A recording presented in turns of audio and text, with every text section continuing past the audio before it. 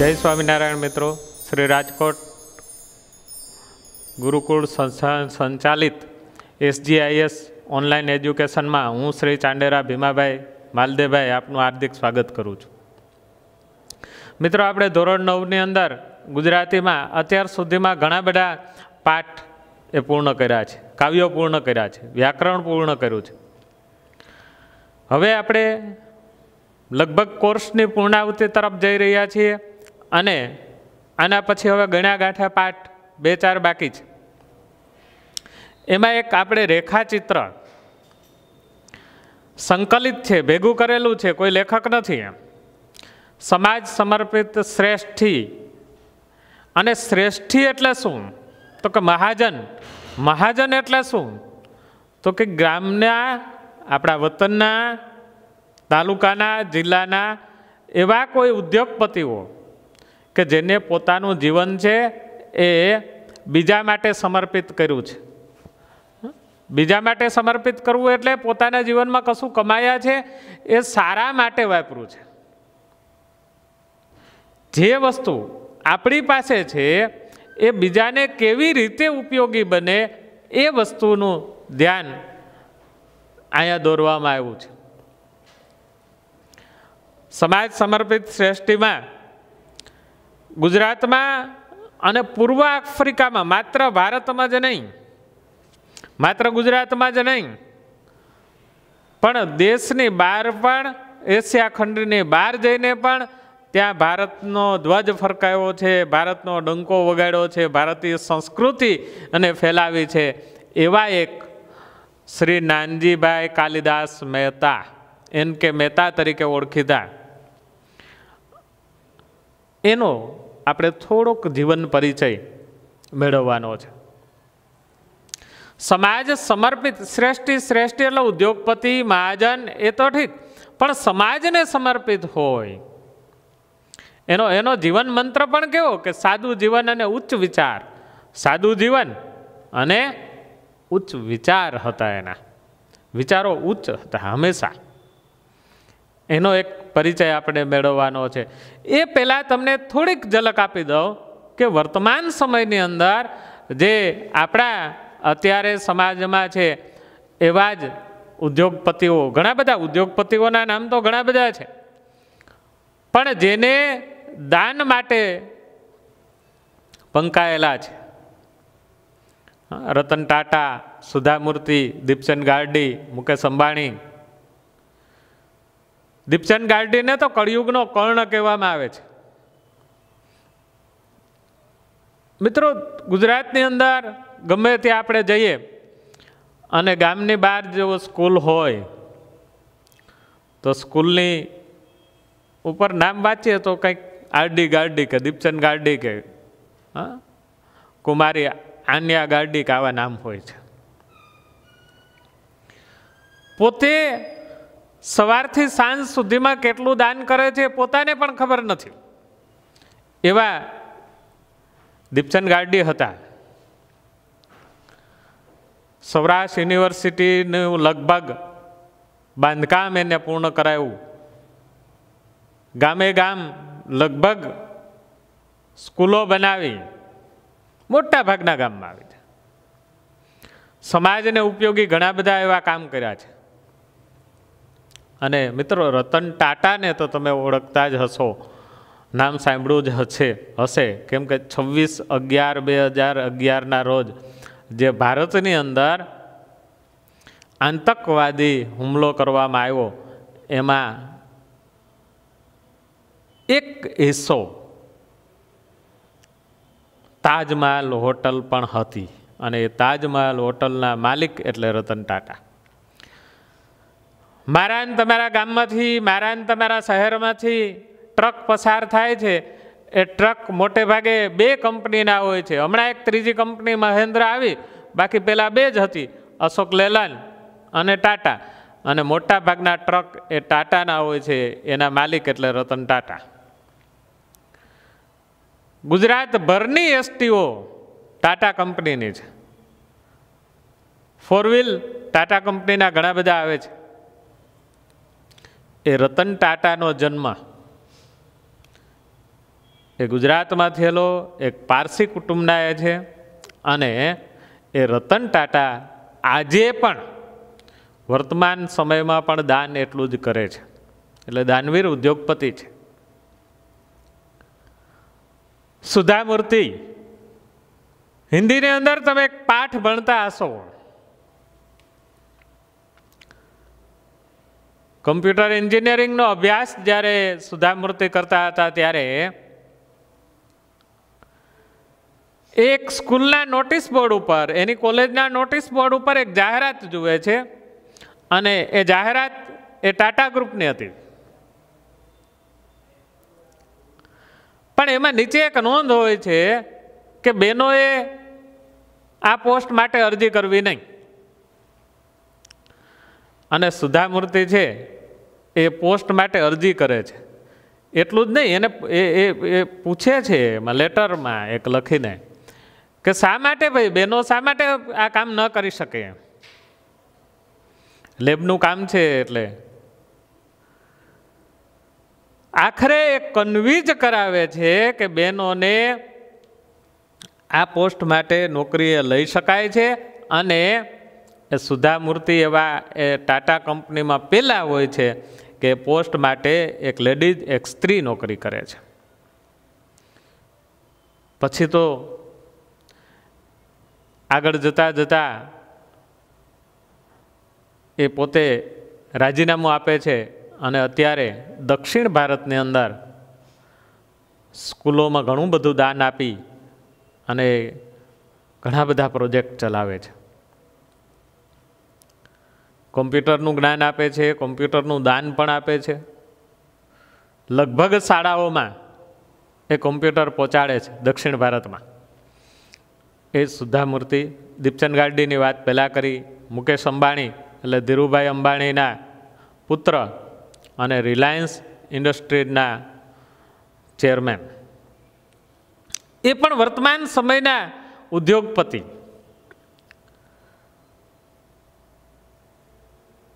માંગરોળ અને માળિયા વચ્ચે આવેલું ચોરવાડ ગામ, જેને સૌરાષ્ટ્રના કાશ્મીર તરીકેનો દરજ્જો મળેલો છે, એ ચોરવાડના માં જન્મેલા ધીરુભાઈ અને ધીરુભાઈના બે પુત્રો અનિલ અંબાણી અને મુકેશ અંબાણી, એમાંના મુકેશ અંબાણી પણ અત્યારે ખૂબ મોટા ગજાના ઉદ્યોગપતિ છે.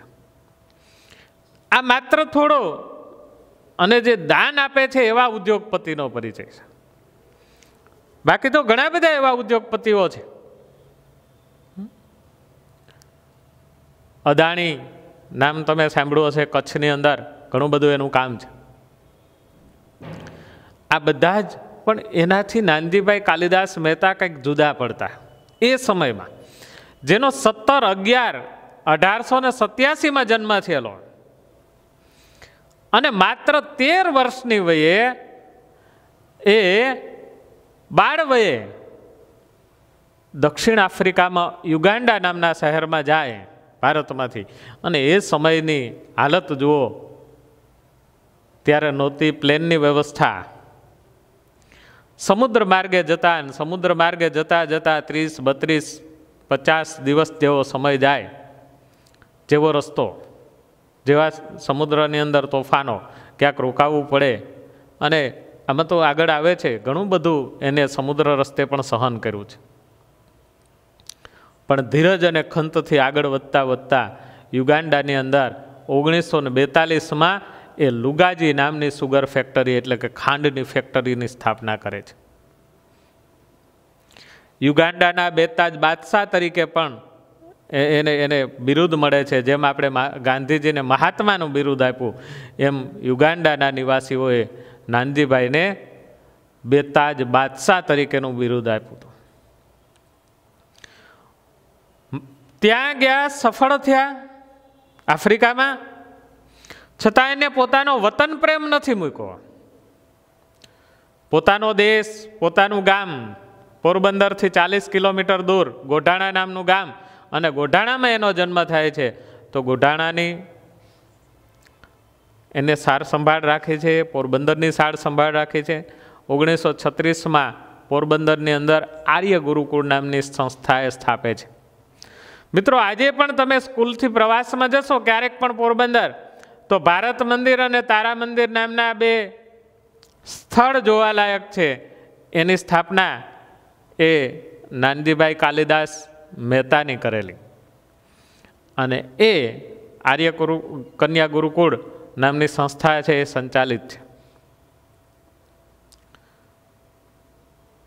સિમેન્ટની ફેક્ટરીઓ છે, ભલે એ તો એને પોતાની આવક માટે કરી છે, પણ એ આવકનો એ અમુક હિસ્સો એ સમાજ માટે દાન કરે છે.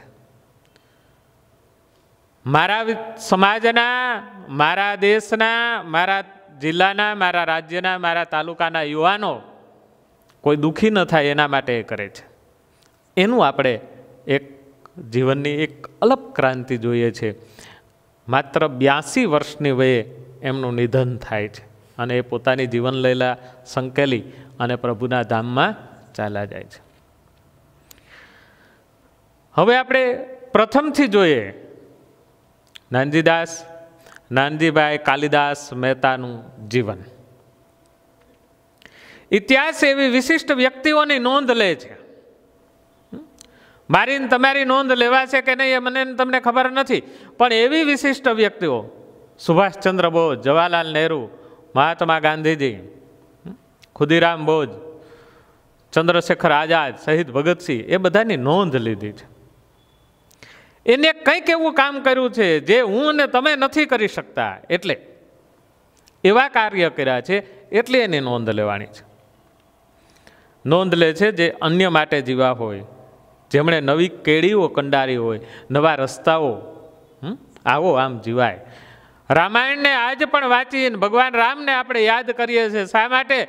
તો કે સમાજમાં જો વસુદેવ કુટુંબકમની ભાવનાથી જીવવું હોય તો કેમ જીવાય, એ આપણને રામાયણ એક આદર્શ પૂરો પાડે છે. એટલે સમાજને જે રસ્તો ચીંધે છે ને, એને સમાજ યાદ રાખે છે, એનો ઇતિહાસ નોંધ લે છે. એમના કાર્યોને પરિણામે સમાજ વેત ઊંચો ચડ્યો હોય. એના કાર્યોથી સમાજ છે એ ઊંચો વેતેક. આમ તો એવું કહેવાય છે મહાભારતની અંદર કે યુધિષ્ઠિરનો રથ છે, ધર્મરાજાનો રથ છે, એ જમીનથી વેતેક ઊંચો ચાલતો. શા માટે? તો કે એ ક્યારેય ખોટું બોલ્યા નહોતા. એટલા એમ આ તો સમાજને, પોતે નહીં, સમાજ વેતેક ઊંચો ચાલે છે, બીજા માટે કામ કરે છે. ગુજરાતમાં ઉત્તમ શ્રેષ્ઠીઓની હારમાળા છે, તેમાં નાનજી કાલિદાસ મહેતા શિખર સમાન શ્રેષ્ઠી છે. શિખર, ચોટી. શિખા એટલે પણ ચોટી અને શિખર એટલે પણ ચોટી. કોઈ પણ પર્વત હશે તો એના ઊંચામાં ઊંચો ભાગ એને શિખર કહેવામાં આવે છે.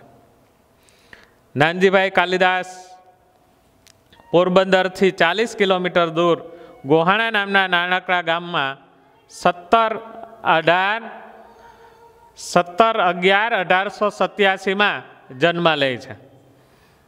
અને એ પ્રેમાળ પિતા અને વત્સલ્ય માતા જમનાબાઈના સંસ્કારો પામ્યા હતા. નાનપણથી અણદીઠેલી ભોય ઉપર પગ મૂકવાની સાહસિકતા હતી. એ કાળે છાતીવાળા લોકો કમાવા માટે આફ્રિકા જતા. છાતીવાળા, જો દરેક માણસને છાતી તો હોય જ છે, પણ નીડર, ડરે ને એવા, અને નીડર અને લીડર, બીજાને દોરવી શકે એવા, બીજાને ડરાવી શકે.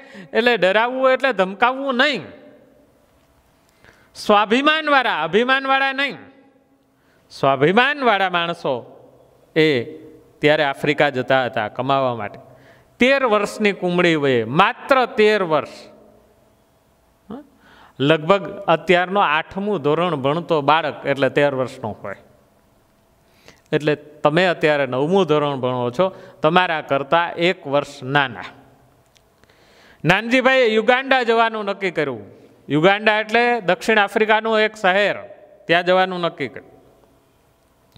અને પછી મહિનાઓની સફર, જો મેં પહેલાં કીધું હતું ને 30 દિવસ કરતાં વધારે 50-60 દિવસની સફર કરવી પડે, એટલે કે મહિનાઓની સફર, વહાણની મુસાફરી. એમાં વચ્ચે તોફાન આવ્યું. તોફાન હાલક ડોલક થવા માંડે નાવ, દરિયાના મોજા ઉછળવા માંડે અને એમાં કુવાથમ અને સઢ તૂટી ગયા.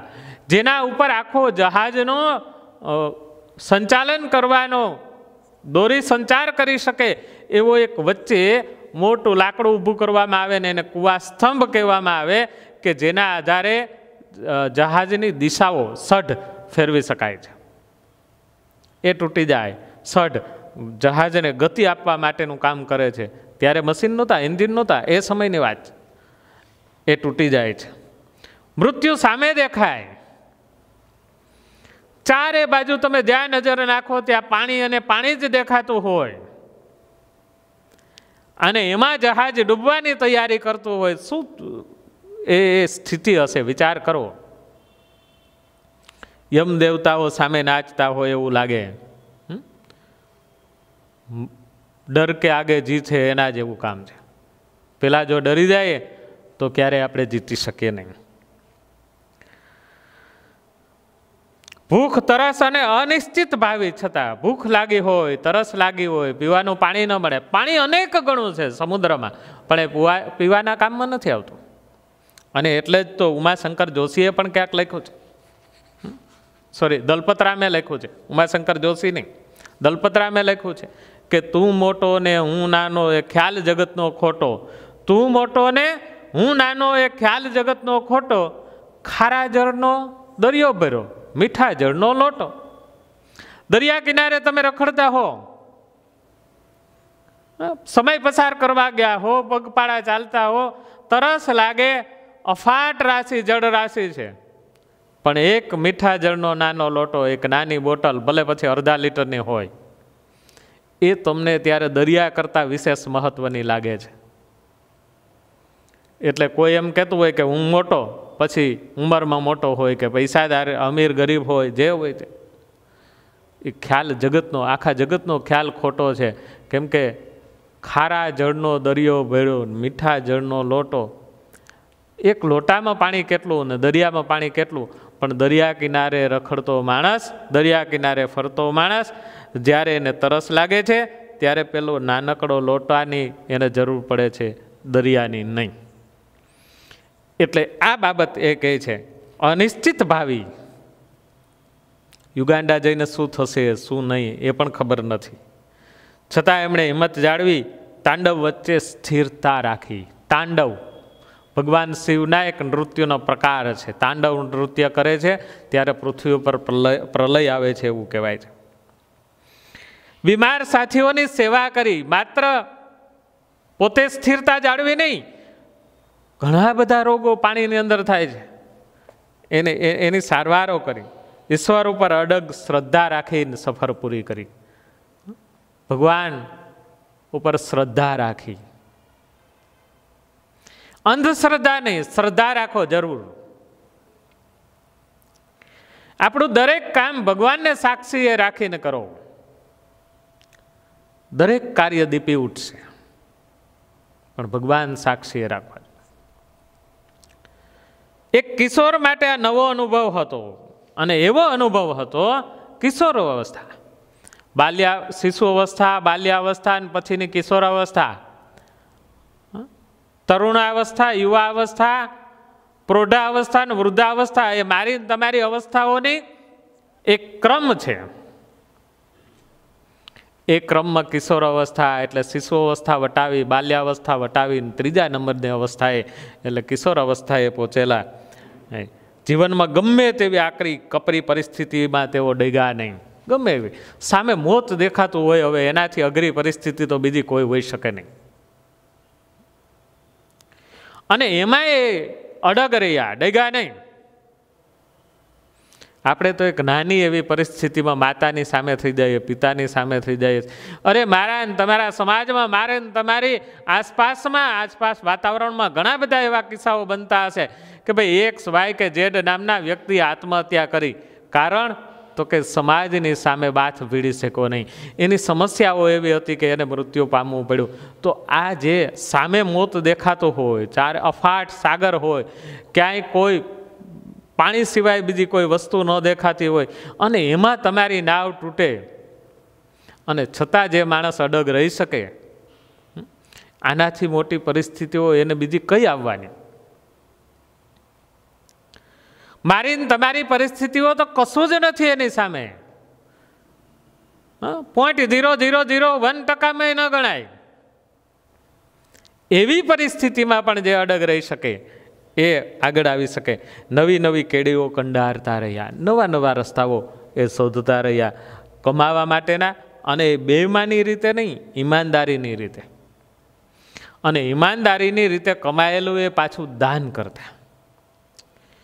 એ કાળે યુગાન્ડા અને કેન્યામાં નિરક્ષરતા, ગરીબી અને પ્રાથમિક કક્ષાનું જીવન હતું. નિરક્ષરતા, જો અભણ નહીં, બરોબર સમજો. હજી આજની તારીખે ઘણા વિદ્યાર્થીઓ એવું કહે છે કે મારા માતા પિતા અભણ છે. મિત્રો, અભણ નથી, નિરક્ષર છે, એનો અક્ષર જ્ઞાન નથી. મારા તમારા કરતાં સારી રીતે ગુજરાતી બોલે છે, મારા તમારા કરતાં સારી રીતે રૂઢિપ્રયોગ બોલે, મારા તમારા કરતાં સારી રીતે કહેવતો એ વાપરે છે, પણ એને ખબર નથી કે આ કહેવત છે, આ રૂઢિપ્રયોગ છે, અલંકાર છે, એને ખબર નથી. એની પાસે અક્ષર જ્ઞાન નથી, અભણ નથી. મારા તમારા કરતાં એનામાં કોઠાસૂજ વધારે છે. હું તમે પેન અને કાગળ લઈને હિસાબ કરીએ એના કરતાં એ મોઢે સારી રીતે ને આપણા કરતાં ઝડપથી હિસાબ કરી શકે છે. એટલે કોઠાસૂજ છે એનામાં. એવા કોઠાસૂજવાળો માણસ એ કેન્યાની અંદર, યુગાન્ડામાં નિરક્ષરતા હતી, ગરીબી હતી. મિત્રો, આજે પૈસાનો ફુગાવો છે.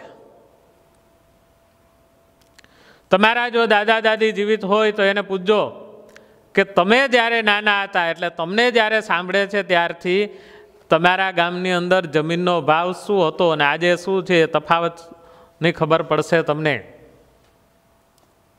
એક સમય એવો પણ હતો, કોઈ માણસ એમ કહે ને કે આ જમીન, આ ખેતર છે એ મારે નથી જોતું, તો ગામનો તલાટી, મંત્રી એને એમ કહેતો કે ભાઈ પહેલાં એ કેને જોઈએ નક્કી કરીને લઈ આવ્યું. બે સામેવાળો લેવાવાળો એ લઈ આવ્યા મફત, એક પણ રૂપિયો નહીં, તોય માણસ કોઈ ખેતર જમીન રાખવા તૈયાર નહોતું.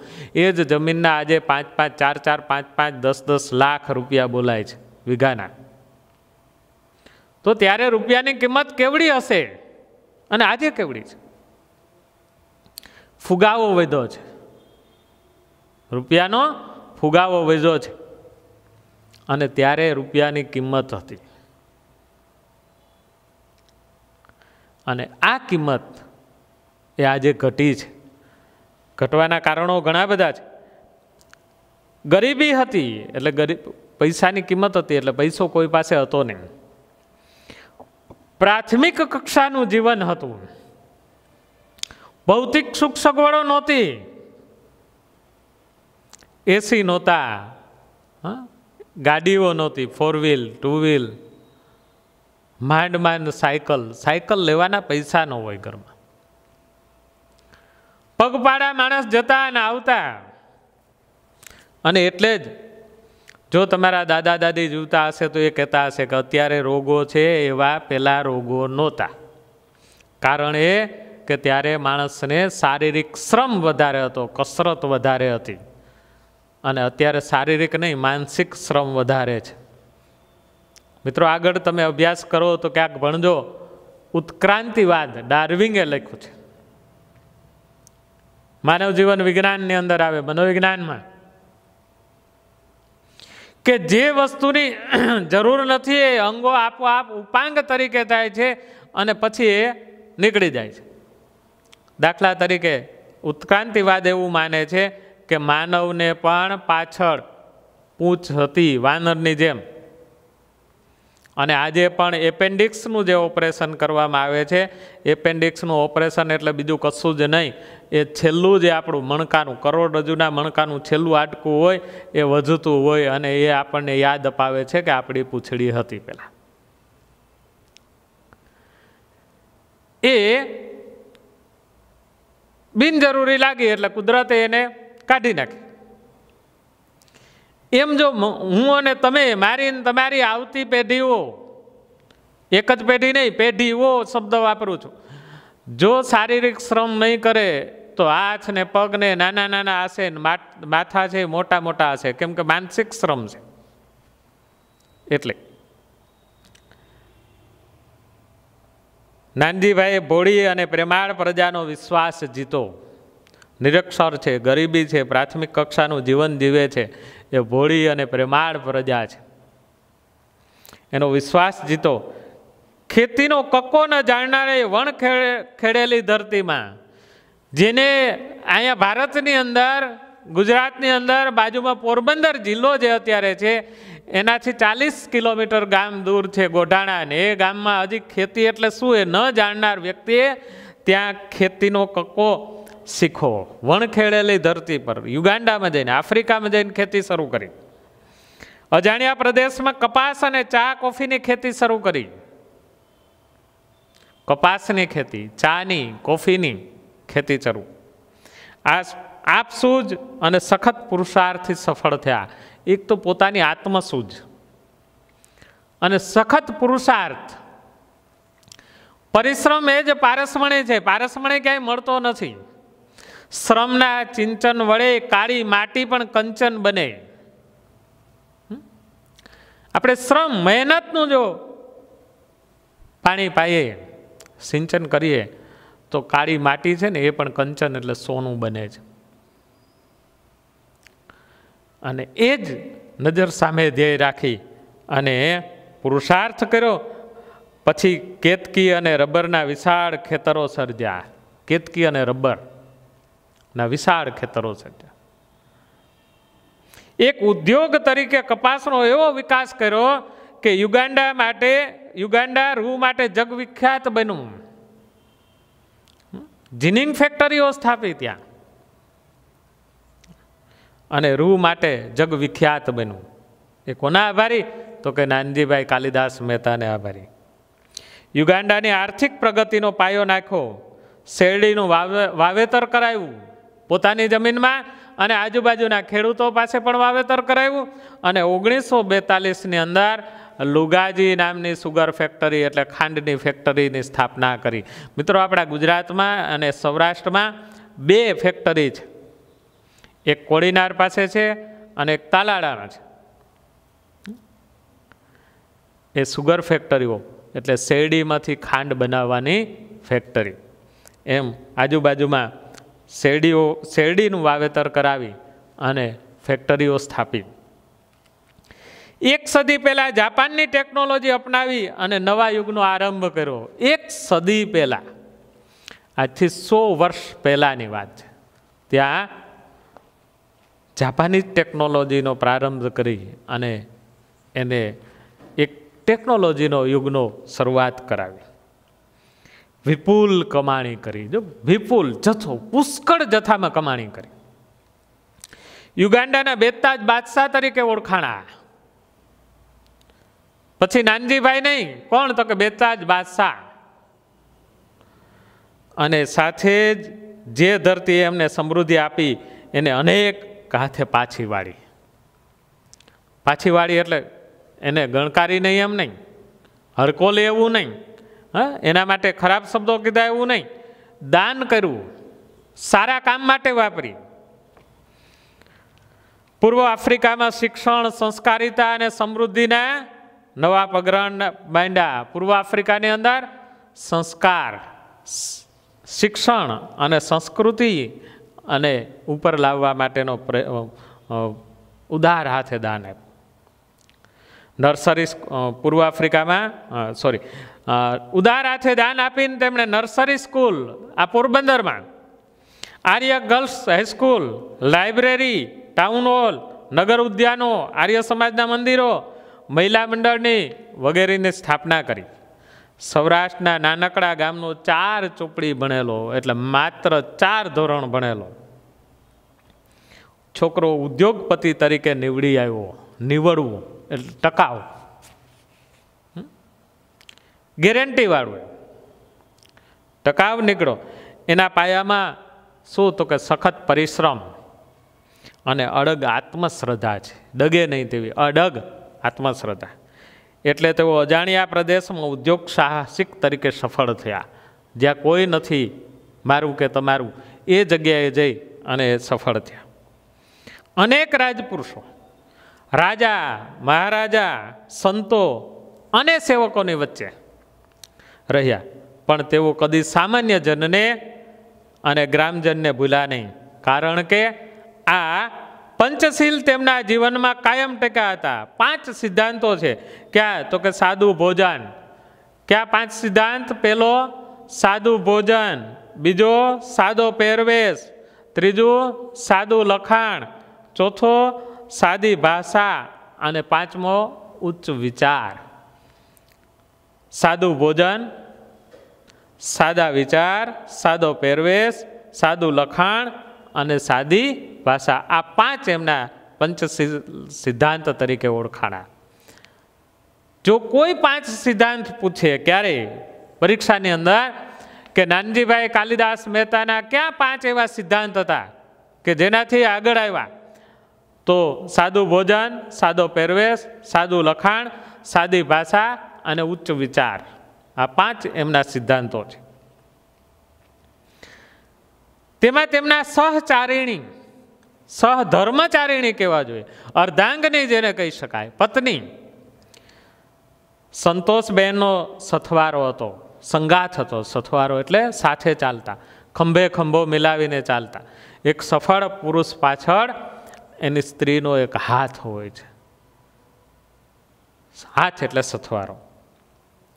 અઢળક કમાયા, પરંતુ પોતાને ટ્રસ્ટી સમજીને, ટ્રસ્ટમાં બધાનું હોય છે, મારું એકલાનું નહીં, એટલે સંપત્તિના ટ્રસ્ટી સમજી અને આફ્રિકા અને ભારતમાં સમાજ હિતના અનેક ઉત્તમ કાર્યોનો ફાળો આપ્યો. અડધી સદી સુધી વ્યાપાર ઉદ્યોગ વિકસાવ્યા, સ્થિર કર્યા. પછી માતૃભૂમિનું ઋણ ચૂકવવા માટે ઉદ્યોગ ધંધા પુત્રોને સુપ્રત કરીને સમાજ ઉત્કર્ષની અંદર પોતે ફાળો આપ્યો. માતૃભૂમિનું ઋણ, જે આપણો જન્મ થયો છે, જનની જન્મભૂમિ સ્વર્ગાચપી ગર્ય છે. જનની અને જન્મભૂમિ એ સ્વર્ગથી પણ મહાન છે. એ જેનો જીવન મંત્ર હતો, પોતાનો જીવનનો ધ્યેય રાખ્યો અને એ ધ્યેય પૂરો કરવા માટે પોતાના ઉદ્યોગો ધંધાઓ દક્ષિણ આફ્રિકાની અંદર, પૂર્વ આફ્રિકામાં જે હતા એ પોતાના પુત્રોને સુપ્રત કરી અને માદરે વતન એટલે ભારતમાં એ પાછા આવ્યા. આજથી 60 વર્ષ પહેલાં એમણે પારખ્યું કે દેશ વિદેશ, પારખ્યું એટલે ઓળખવું, દેશ વિદેશના સંશોધનકારો માટે અનુકૂળતા અને સગવડ કરવી જોઈએ. માટે તેમણે મુંબઈમાં મરીન ડ્રાઈવ વિસ્તારમાં શ્રી નાનજી કાલિદાસ મહેતા ઇન્ટરનેશનલ હાઉસની સ્થાપના કરી. વિકાસ માટે દરવાજા ખોલ્યા.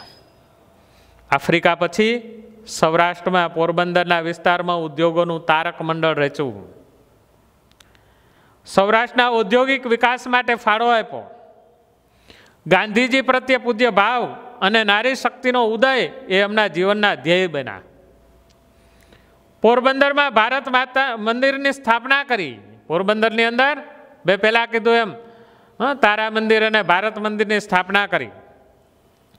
ભારતીય સંસ્કૃતિને પોષણ આપનાર ઋષિઓ અને સંતોનું મ્યુઝિયમ રચી તેમનો સંદેશો ઉગતી પેઢી સુધી પહોંચે એવું ગોઠવું. ભારતના ઋષિઓ એના શ્રેષ્ઠ માણસો, એનો સંદેશો ભારતના દરેક યુવાન સુધી પહોંચે એના માટે ભારત મંદિર બનાવ્યું છે. વિજ્ઞાન અને અવકાશના ઉત્તમ નિદર્શન માટે તારા મંદિરની રચના કરી. ગાંધીજી માટે નાનજીભાઈના હૃદયની અંદર અપાર શ્રદ્ધા હતી અને એટલે જ એના જન્મસ્થળે સ્મારક રૂપે આકાર આપવા એમણે કીર્તિ મંદિરનું જગવિખ્યાત સર્જન કર્યું. પોરબંદરની અંદર જાઓ તો કીર્તિ મંદિરની મુલાકાત લેજો. મહાત્મા ગાંધીનું જન્મસ્થળ, એ મકાનને એક મંદિર તરીકે સ્થાપ્યું હોય તો નાનજીભાઈ કાલિદાસ મહેતા. ગાંધીજીના 79 વર્ષના જીવનને ધ્યાનમાં રાખીને કીર્તિ મંદિરની ઊંચાઈ 79 ફૂટનું કલાત્મક કીર્તિ મંદિર દેશ વિદેશના પ્રવાસીઓ માટે આજ તીર્થ સ્થાન બન્યું છે. નાનજીભાઈની સ્પષ્ટ સમજ હતી કે પુત્ર અને પુત્રીની સમાનતા, જાતિભેદ નહોતો, જ્ઞાતિભેદ નહોતો. ત્યારે દીકરો દીકરી સમાનની એની સ્પષ્ટ સમજ હતી. વર્ણ ભેદભાવ વગરના સમાજની રચના ભારતને મહાન બનાવશે. વર્ગવિહીન સમાજ વગર આ ભારતની આઝાદીનો કશું અર્થ નથી, એ માણસ પોતે સમજતા હતા. અને એટલે જ એને આર્ય સમાજમાંથી પ્રેરણા લઈ ગુરુકુળ પદ્ધતિનું શિક્ષણ અપનાવવા માટે પોરબંદરની અંદર આર્ય કન્યા ગુરુકુળની સ્થાપના કરી. એટલે કે બહેનોને હોસ્ટેલમાં રહીને ભણવાની વ્યવસ્થા કરી. 1936માં આર્ય કન્યા ગુરુકુળ પોરબંદરની અંદર એને સ્થાપના કરી. અને એક કન્યા ગુરુકુળનો પાયો ભૂમિપૂજન કોના હાથે? તો કે હરિજન બાળાના હાથે કરાયું. એના હાથે કરાવી અને સમાજમાં એક નવો રાહ ચીંધો, નવી કેડી કંડારી, અસ્પૃશ્યતા નિવારણ સાહસિક પગલું ભર્યું. છેલ્લા 80 વર્ષની અંદર કન્યા ગુરુકુળમાંથી લગભગ 30,000 કરતાં વધારે કન્યાઓએ ડિગ્રી તો મેળવી જ છે. માત્ર ડિગ્રી નહીં, પણ એના કરતાં વધુ નોંધપાત્ર એ છે કે તેમને ભારતીય સંસ્કૃતિનું ઉત્તમ સંસ્કારો મેળવ્યા છે. આપણું ગુરુકુળ પણ એ જ કામ કરે છે. વિદ્યા, બ્રહ્મ વિદ્યા અને સદવિદ્યા જે આપણો જીવન મંત્ર બનાવે છે. માત્ર શિક્ષણ નહીં, માત્ર ભણતર નહીં, સાથે ગણતર પણ, સંસ્કાર પણ આપે છે. વડીલોને પગે લાગવું, ભગવાનની પ્રાર્થના કરવી, મંદિરે દર્શન કરવા, પૂજાપાઠ કરવા, આ બધાએ આપણા સંસ્કારોને ઉજાગર કરે છે. મારા ને તમારામાં સંસ્કારના બીજ રોપે છે. એ આપણું ગુરુકુળ કામ કરે છે. એવું જ કામ એ આર્ય કન્યા ગુરુકુળમાં નાનજીભાઈ કાલિદાસ મહેતાએ શરૂઆત કરેલી.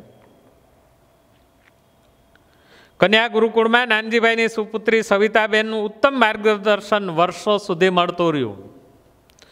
નહીતર એક નાનકડા એવા, જે તે વખતે તો તાલુકા મથક, અને તાલુકા મથકની અંદર કેવી રીતે એ રહી શકે? પણ એ વર્ષો સુધી ત્યારે નાનજીભાઈની સમાજ સુધારણાની ધગસ અને દ્રષ્ટિ વ્યાપક હતી. શિક્ષણ દ્વારા ભેદભાવ મુક્ત અને ધર્મના આડંબરથી મુક્ત સમાજની સ્થાપના થાય એવી એમને હોશ હતી. માનવતાના મૂલ્યો માટે તેઓ જીવનભર મથ્યા અને 82 વર્ષની દીર્ઘ જીવન યાત્રામાં તેઓએ પુરુષાર્થ અને પરમાર્થનો વડલો બની ગયા. પુરુષાર્થ અને પરમાર્થનો વડલો બન્યા અને 25/8/1969ની અંદર 25/8/1969ની અંદર એ આ લોક છોડીને પરલોકમાં સીધાવ્યા. ત્યારે અનેક મહાનુભાવોએ એને શ્રદ્ધાંજલિ આપી અને એમાં ગામડાની અભણ બહેનોની અંજલિ સર્વોત્તમ હતી. અને એમાં એને લખ્યું હતું કે આજ ધર્મનો થાંભલો ખરી પડ્યો, આજ ધર્મનો થાંભલો ખરી પડ્યો. પૂર્વ આફ્રિકાના આર્થિક વિકાસમાં અદ્ભુત ફાળો આપનાર નાનજીભાઈ કાલિદાસ માટે યુગાન્ડાના પ્રમુખ મિલ્ટન ઓબર્ટે ભવ્ય અંજલિ આપતા લખ્યું હતું કે નાનજીભાઈના નિધનથી યુગાન્ડાની આર્થિક સમૃદ્ધિમાં મહત્વનો ફાળો આપનાર મિત્ર અમે ગુમાવ્યો છે. તેમણે કરેલા સમાજ ઉપયોગી કાર્યો કાયમ માટે યાદ રહેશે. નાનજી કાલિદાસ મહેતા વાદળ જેવા ઉમદા અને ઋણ ભાવવાળા શ્રેષ્ઠી હતા. ઋણ ભાર ધરાવતા હોય એવા કે ગમે ત્યાં વરસી પડે, દાનનો વરસાદ કરે. જેમાં વાદળ પૃથ્વી ઉપરથી વરાળ રૂપે પાણી લઈ અને એકઠું કરીને યોગ્ય રીતે ફરી પાછું મીઠું કરીને પૃથ્વી ઉપર વરસાવે છે, એમ નાનજીભાઈએ કમાયેલું સમાજમાંથી કમાઈને સમાજને અનેક ગણું પાછું આપતા. સંપત્તિ કમાનારા અનેક હોય છે, પણ સમાજને આવી હિતકારક રીતે પાછી વાળનારા બહુ થોડા હોય. નાનજી કાલિદાસ મહેતા એક વિરલ શ્રેષ્ઠી હતા એવું આના ઉપરથી આપણે કહી શકીએ છીએ. આના સંકલન કરતા છે મનસુખભાઈ સલ્લા, જે વર્તમાન સમયની અંદર પૂજ્ય મનુભાઈ પંચોળી સ્થાપિત અને જે જીબીટીસી એટલે કે ડીબીએડ, અત્યારે બીએડ તરીકે જેને ઓળખાય છે, એવી સંસ્થાના આંબલાની અંદર આચાર્ય છે એ મનસુખભાઈ સલ્લાએ આનું સંકલન કરેલું છે. જય સ્વામિનારાયણ. અહીં આપણે આ એક પાઠ પૂર્ણ થાય છે.